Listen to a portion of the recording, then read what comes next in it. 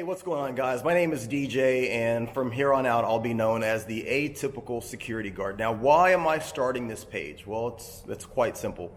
I actually was an entrepreneur and business owner for about the past 15 years, and off and on, I've done various levels of law enforcement, anything from being a county corrections officer to working in state corrections.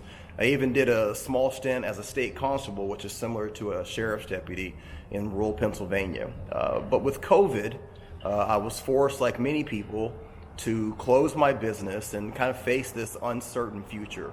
So I had to make a decision. What was I going to do? What was I going to do for work? How was I going to feed my family, take care of my responsibilities?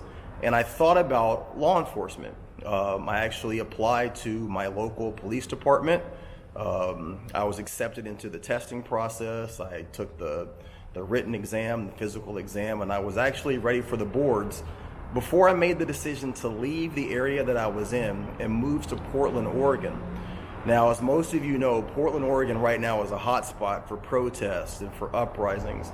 And I kind of learned that while waiting for the potential to either apply for a police department here in Portland or continue my process of trying to get on with the Multnomah County Sheriff's Department, that private security and private security companies was an avenue that I could immediately take advantage of, get my foot in the door, and make money to support myself and feed my family.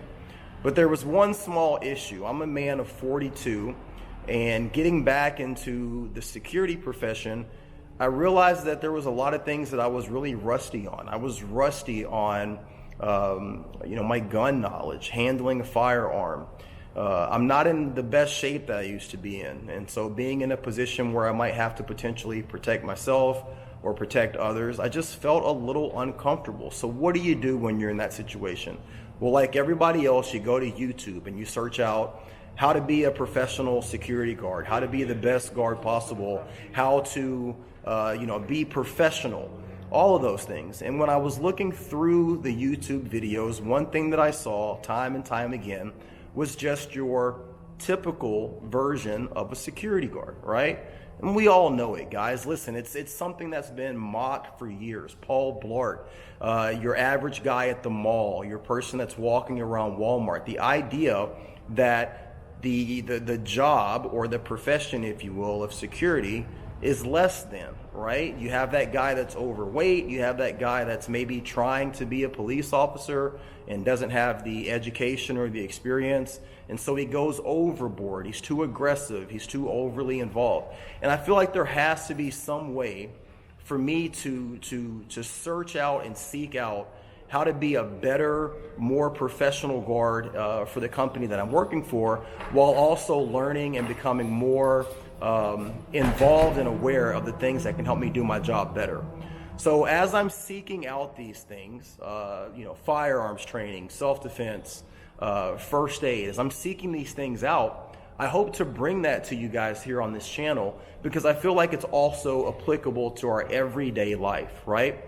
We know right now that times are uncertain. Things are crazy. People are doing more outrageous and egregious things, protesting, uprisings. It's something that in my area, and I think that as we look at the social climate of things that are going on, it's going to only increase. So I feel like as I learn and I become a better officer in my job, I can also share that with you guys because it's so applicable to our everyday life. I'm not a tough guy. I'm not someone who knows a lot about this stuff. So this is going to be as much of a journey for me as it is for you. And I hope that you guys will join me as we take this journey together. All right? Atypical Security Guard. Be great.